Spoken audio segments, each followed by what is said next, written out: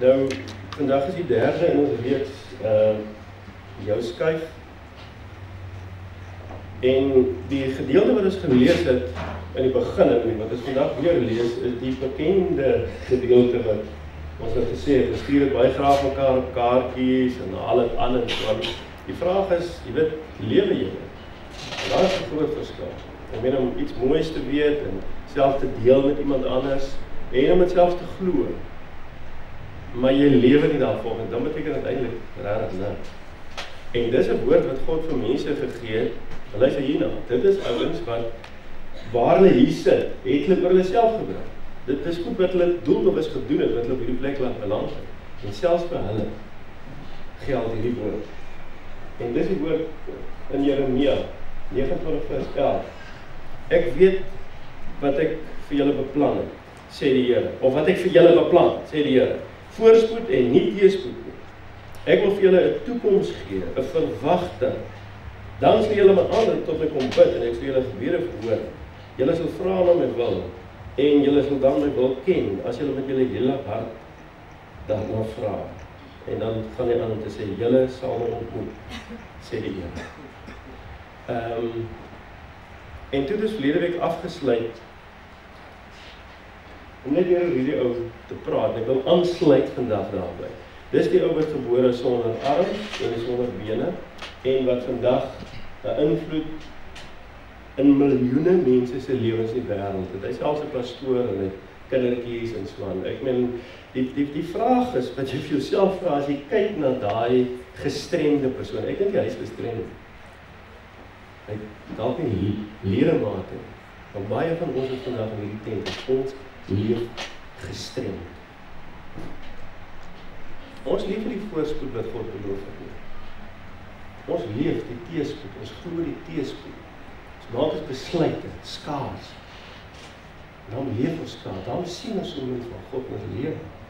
Daarom is hierdie woord van ek beplan vir julle voorspoed. Dit is iets daar ver, iemand anders bedoel, dis nie vir my nie. Want ons is die eintlik die gestremdes. Nie hy. So die vraag wat jy vir jouself vra,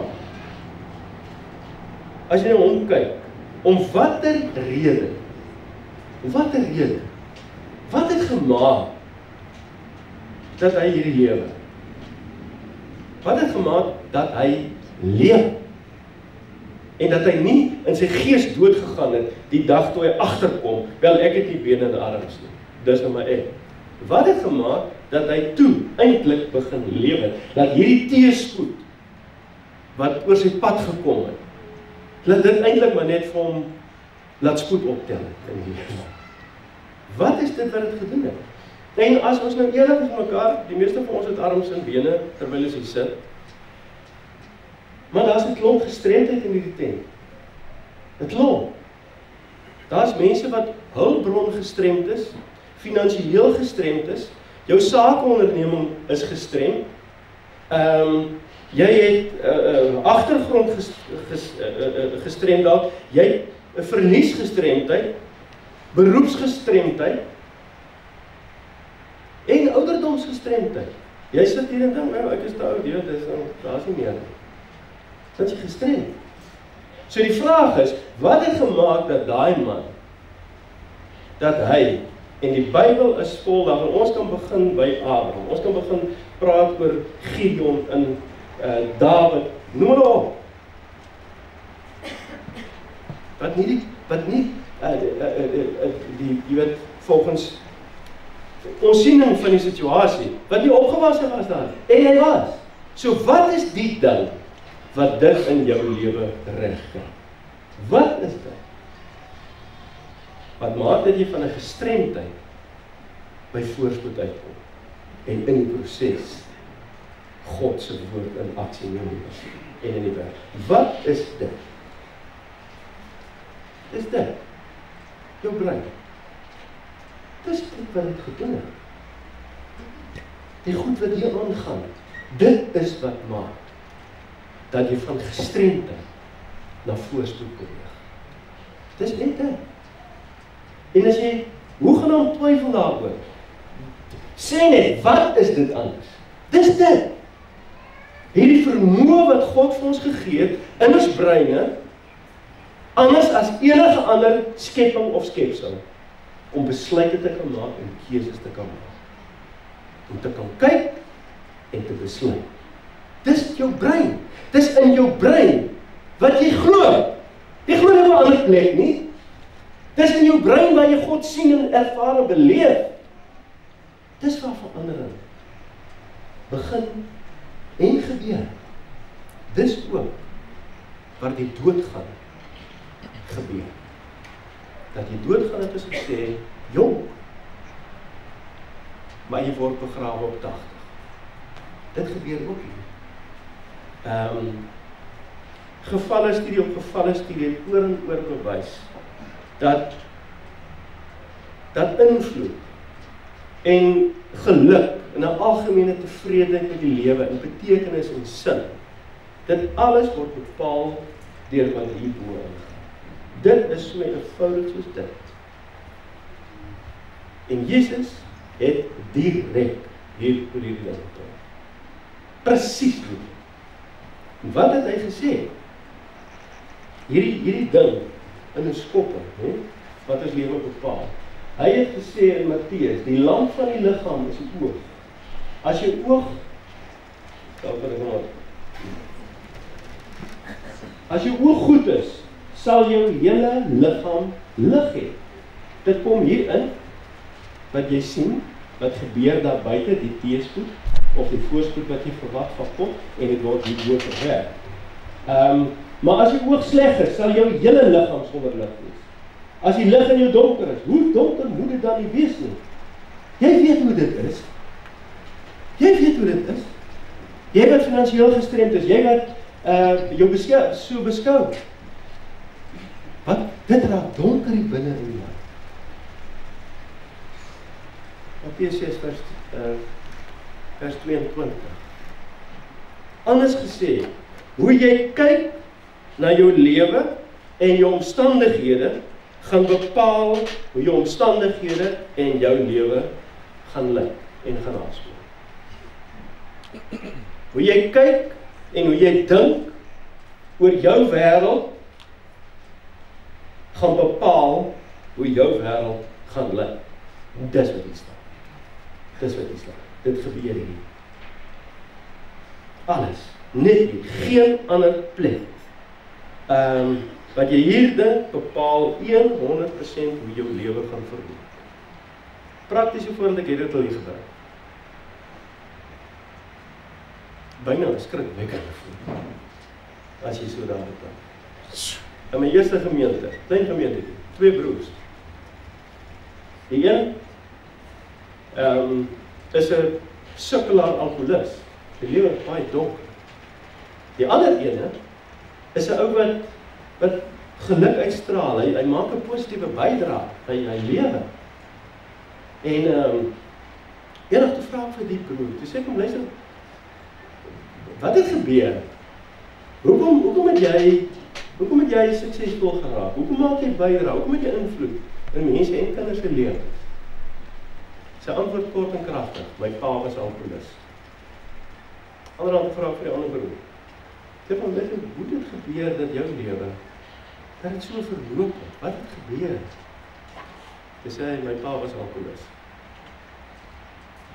2 mense, selfe huis, selfe omstandighede, selfe hulpbronne, selfe agtergrond, selfe goed gesien, maar in lewens het 2 totaal en al verskillende rigtings geloop. Die een in teespoed op die ander. Donkerder en donkerder. In hom en rondom hom. Die ander ene meer lig en lig en lig. Wat was die verskil? Die enigste verskil is hierbo. Wat hy gesien het, daarop gedink het in sy brein, en toe word dit sy realiteit. Toe gebeur dit vir hom. Die een het donker gedagtes gehad, en die een het lig gedagtes gehad. En toe word dit wat hulle gedink het. Toe word hulle dit. Een van hulle het God se voorspoed beleef. En die ander een nie. Die ander hy het gestremd gebly. Albei het 'n gestremde omgewing gekom. Die een het hande gekry en bene. En die ander een is sonder gebly. Wat 'n tragedie. Wat 'n tragedie. Daar in 1608 is 'n ou gebore. Dis honderde jare gelede. 1608, hy is 1674 dood. 100 jaar terug. En toe het hy hierdie ding geskryf. Hy het gesê, the mind in itself can make heaven of hell or a hell of heaven. Dis die ons storie. Ek lees dit weer. The mind in itself can make a heaven of hell. Maak nie saak hoe vrotsig en sleg dit is, hoe gestremd jy is nie.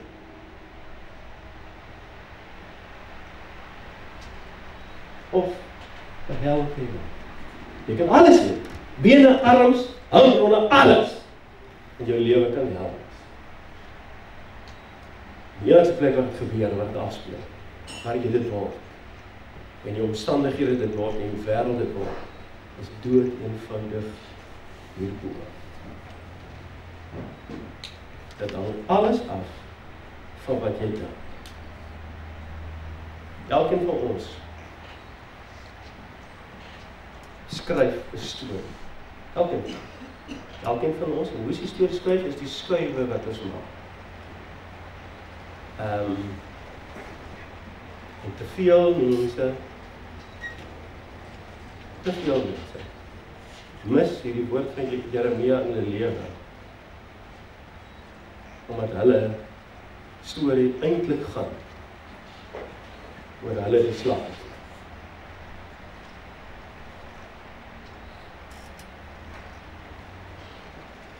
Hulle is hoe hulle is, sê hulle, ek is soos wat ek is, my agtergrond, hy is daar groot geword, gedoen, my gebrek aan hulpbronne, my wat ook al. En so raak jy, kan ek amper sê, 'n professionele slagoffer. Jy kan alles en almal blameer, ook vir God. Dit is wat ons doen, blameer vir God, oor die donker in ons lewe, terwyl hy vir ons hierdie ding hierbo gegee het, om dit te verander. Jy speel die blameer speletjie, en jy wil nie eerlik genoeg wees, om die regte ding te doen. Wat is die regte ding? Om ook na jouself hier binne te kyk. Wat moet hier binne verander? Dit is te moeilik vir jou, dan los jy dit. En dan bly jy slagoffer en bly blameer. En so skryf jy vir jouself 'n riller storie so reg uit die hel. Skryf jy vir jouself.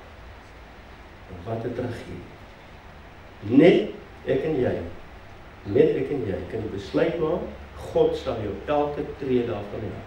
Dit kan jy glo. Maar net ek en jy kan die besluit maak om te kies in die hel vir hom, om daar te gaan leef.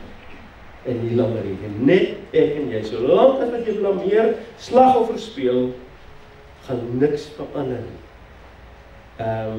En mis jy die storie wat God in jou lewe en deur jou lewe beskryf. Jy mis dit dood eenvoudig.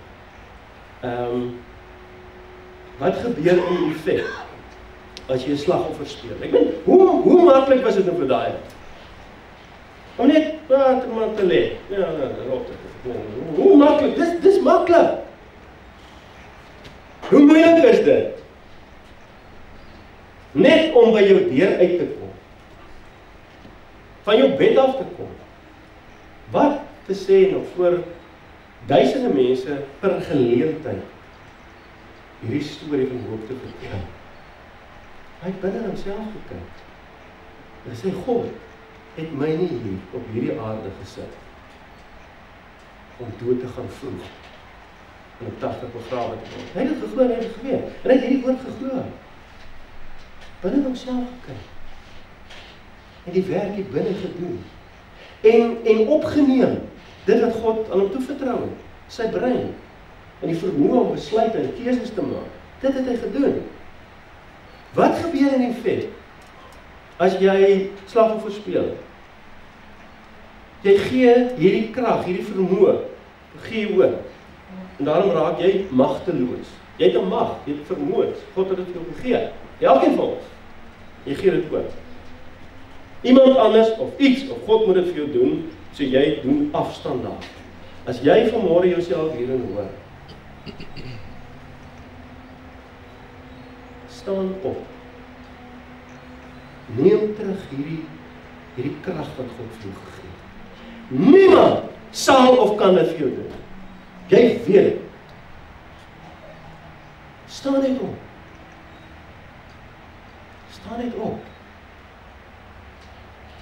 Alles is moontlik. Niks is onmoontlik, het Jesus ook gesê. Maar ons het wag nou die hele tyd vir hom. Hy wag op ons. Het ons die vorige week gesê. Jy wag 'n leeftyd vir God om net op te daag. Wel, hy's reeds hier. Hy wag op jou, man. Ons kan byna sê in mense taal, dit moet sy hart breek. Om te kyk na daai ou en te kyk na ons lewens. Want ons is slagoffers. Ons het die mag, die krag wat hy vir ons gegee het. Het ons afstand gedoen, moenie dit langer doen. Dit roof jou van die lewe, dit roof jou van die oorvloed wat God hier bo vir jou wil gee. Hierso. Wil jy hom sien in aksie?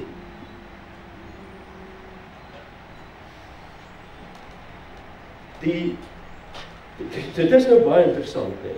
As jy nou gaan kyk waar Jesus hierdie ding gesê van die lig, van die oog. Daar's 'n sleutel in daai ding. En ek dink baie van ons donkerheid en die doodsitnis lewe is as gevolg van hierdie ding. En God het dit geweet. En daarom het Jesus daaroor gepraat. Ons lewens het donker geraak omdat ons afstand gedoen het van dit wat God die vermoë wat hy vir ons gegee het. En ons het dit oorhandig aan iets anders. Waar staan die gedeelte? Dit gaan dit klink asof dit nou heeltemal buite konteks is, maar dit is waar dit staan.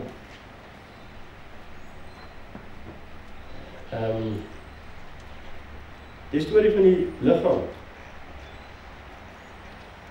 Daar praat hy, daai stukkie praat hy oor. Daai stukkie. Die oog. Stukkie daarbo gaan dit oor skatte, besittings. Daai stukkie gaan oor die sake van die lewe. Nie julle bekommer, wat julle sal weet, wat julle sal drink, wat julle sal aantrek nie. So hy sê, hoe jy kyk na dinge, gaan bepaal wat of daar lig in jou lewe gaan wees of donker lig. Jesus het dit geweet en dan praat hy daaroor. Baie van ons lewens is donker of gaan donker raak omdat ons verkeerd kyk na hierdie goed. Dink mooi daaroor.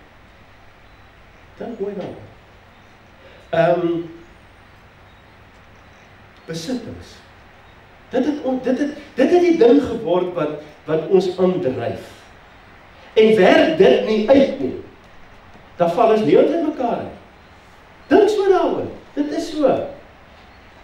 Hy het geweet daai tyd al. Lang voor Land Rovers en voor platskerm TV's en so. Dit het hy geweet van die goed. En dan het hy gepraat daaroor. En wil hy jou vry maak daarvan? Wil hy vir jou 'n nuwe oog gee? En hy het ook gesê, daar is niks verkeerd met besittings nie. Dis nie die punt nie. 1 Timoteus 6 vers 10 praat. Hy sê, gierigheid is die oorsaak vir allerhande soort moeilikheid. Dit wil sê, allerhande soort probleme. Die Engels praat, the love of money. So die oomblik as jy jou interne mag, die krag wat hy vir jou gegee het, gaan verplaas daar buite, dan daai ding die mag oor jou lewe. Dink so nou, verloor jy hierdie besittings, wat gaan jou lewe gebeur? Uit mekaar uitval, want dit gaan goed verdwyn. Moenie jou lewe daar bou. Geniet dit. Geniet dit. Geniet jou besittings. God het alle goed wat ons as besittings beskou, ook ons eksotiese vakansies. Hy het dit ontwerp en gemaak, net soos wat hy die waterstrome gemaak het, die oseane en die sterre. So natuurlik wil hy ons moet dit geniet. Dit is nie verkeerd nie. Geniet dit. Baie mense maak die fout om te dink, jy kan nie geestelik wees en besittings hê nie. Ek weet nie waar kom ons in daai storie nie. Almal wil geld gee vir ons opsies. Dat help ons om vrygewig te wees. Dit is niks fout met geld nie, of besittings nie.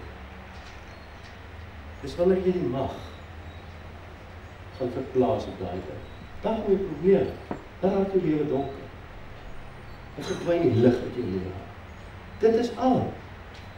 Dis al. Besit jou besittings, maar moenie dat dit jou besit nie. Besit jou besittings, maar moenie net laat dit jou besit nie. Dan derail jou lewe. Dan gee jy mag oor. Dan raak dinge hier deur mekaar in donker. Dis al. Maar geniet dit. En dank God daarvoor. Moenie jou identiteit en jou selfwaarde koppel aan besittings wat jy het. Dit gaan dan dit gaan die mag oor jou word. Jy gaan iets verhoog wanneer jy dit doen. Kyk na die lewe en na jou lewe. Soos die een wat jou gemaak het, bedoel ek dat ek en jy daarna sal kyk. En dit gaan eerlikheid vra van ons al. Rou eerlikheid. Waar lê die mag in my lewe? Iewers daar buite het ek dit verplaas met 'n jammer gevoel. Het ek dit iets anders gesit? Wel, dan moet jy weet, die prosesse hierbo is distorted. Dis deur mekaar. En dit gaan maak dat jy nie die oorvloed en die voorspoed wat God vir jou bedoel het, jy gaan dit nie beleef en ervaar. Jy gaan dit nie kry. Hy beplan voorspoed vir jou. En ongeag wat jy sien, ongeag hoe jou omstandighede in jou wêreld lyk, het hy jou die vermoë gegee om anders daarna te kyk. En daai mag lê 100% hierbo. Hier glo ons, hier verander ons voordat ons omstandighede verander. Jy moet eers hier verander voordat jou wêreld buite gaan verander. En dan sal dit verander. So ons moet dink, en ek dink dit is dalk die storie vir vandag. Dink oor wat hierbo aangaan. Ons het dit nou gesien, van daai man sonder arms en bene, die twee broers, die storie van Jesus. Alles gaan oor dit wat hier in ons kop aangaan. Dis hierso waar ons sy voorspoed in leef en ervaar of nie. En ook daaroor het ek gepraat. Hierdie teksvers het amper volgende probeer moet opsit, want dit is so baie al daaroor gepraat, maar dit is so belangrik. Spreuke 4:23. Wees veral versigtig met wat in jou hart omgaan, want dit bepaal jou hele lewe. Hulle het maar net gedink, jy dink met jou hart. Ja. Wees veral, kyk daar baie goed waarvoor ons kan bang wees, né? Veral in Suid-Afrika lees, daar baie goed waarvoor ons kan bang wees. Hy sê maar, van alle goed moet jy versigtig wees oor wat hier gebeur. Want dit het 'n invloed op jou hele lewe. Ook op jou verhouding met God, met jou maker. Wees baie versigtig met wat hierbo aangaan. Dit het 'n invloed op jou lewe. Positief of negatief. Dit kan 'n hel omstandigheid verander, dat jy die hemel kan ervaar daar. Of dit kan die wonderlikste, asemrowendste plek verander in 'n donker trop waar jy kan sien.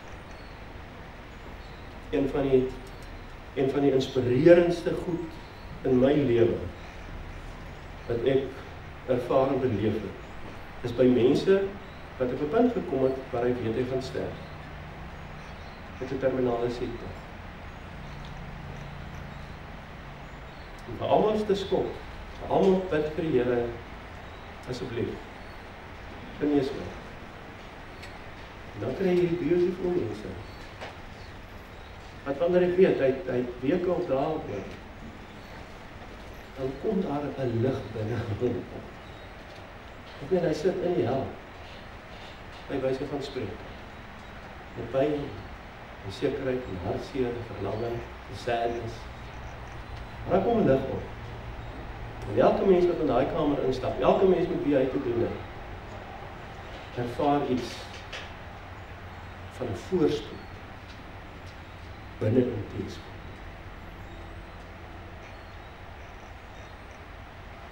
Ek en jy leef vanoggend. Ons besig om 'n storie te skryf, saam met God. En teespoed is deel van hierdie lewe. Dit is hoe dit is. Maar die lewe gaan nie oor die teespoed. Die lewe gaan nie oor die teleurstellings. Dis nie wat dit gaan. Dit gaan daaroor dat ek binne in elke omstandigheid 'n bewussyn sal kry van die een wat my gemaak het, wat my lief het, en wat voorspoed vir my beplan. Dis waar dit gaan. En dit het te doen met jou verhoudings. Dit het te doen met jou finansies. Dit het te doen met jou beroep. Met alles. As ons net anders sal begin kyk na die goed, sal die ander goed hierbo gebeur. En sal ook hierdie donker beroepskantoor van jou sal verander. Weet jy, interessant, dit is hoe baie gesê, ek gaan hom afsluit. Jesus het, waar het hy opgedaag in mense se lewens? Waar het hy hierdie lig gebring? Waar het hy hulle geleer om anders te kyk? In hulle kantore, in hulle fabrieke. Dis waar hy, want dis waar hulle die grootste deel van die dag deurgebring het. Dis waar hulle foute gemaak het. Dis waar hulle suksese beleef het. By die vissermanne, by die skaapwagters, by die tollenaars, dis waar hy hulle ontmoet het.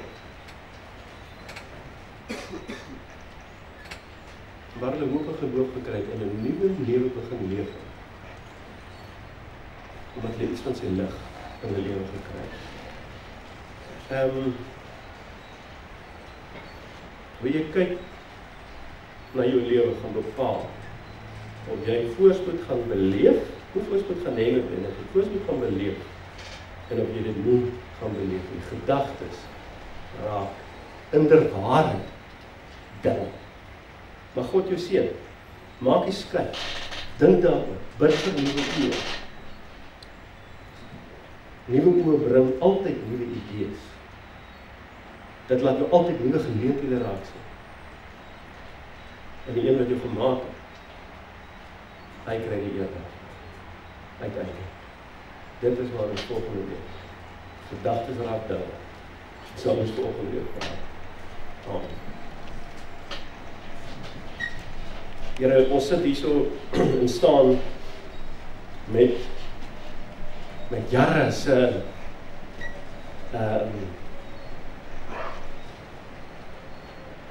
verkeerde denkprosesse in klomp rafels, in spinnerratte, in klomp byna sê rappies. Wat ons geglo het, wat ander mense ons laat glo, wat ons vir ander probeer leer, wat nie die waarheid is.